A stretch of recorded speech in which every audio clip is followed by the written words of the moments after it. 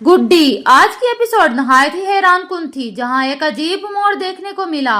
वो आंटी जो पहले गुड्डी को बेचने वाले लोगों के साथ थी, अचानक गुस्से में उन पर टूट पड़ी और उन्हें जूते मारकर भगा दिया। ये मंजर देखकर सब हैरान रह गए कि आखिर इस आंटी को अचानक क्या हो गया। इसी दौरान गुड्डी भी इस आंटी को मामा कहने लगी और आंटी भी इसे अपनी बेटी समझकर गले लगाने लगी। ये मंजर देखकर सबिहा डर गई और गुड्डी को आवाजें देने लगी, मगर आंटी किसी की भी बात सुनने को तैयार नहीं थी। हालात बिगड़ते देखकर बेटा परेशान हो गया और बाबा जी को बुलाने का फैसला किया। बाबा जी के आते ही आंटी में से जिन निकल गया और उसने अपने हाथ से गुड़िया दूर फेंक दी।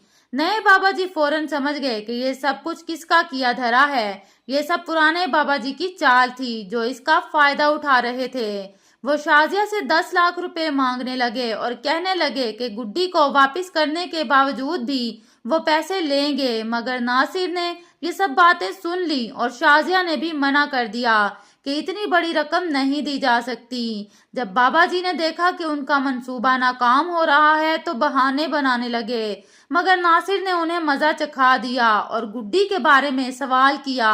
नए बाबा जी ने तसल्ली दी कि गुड्डी को बहुत जल्द इंसाफ मिलने वाला है। दूसरी तरफ सबिया ने गुड्डी से पूछा कि वो उस आंटी को मामा क्यों कह रही थी, तो गुड्डी ने जवाब दिया कि जब वो कमरे में दाखिल हुई तो उसने मामा की रूह को देखा और तभी पुकारा था। ये सब कुछ एक गुड़िया की वजह से हो रहा था। आपको ये ड्रामा कैसा लग रहा है, कमेंट में जरूर बताएं।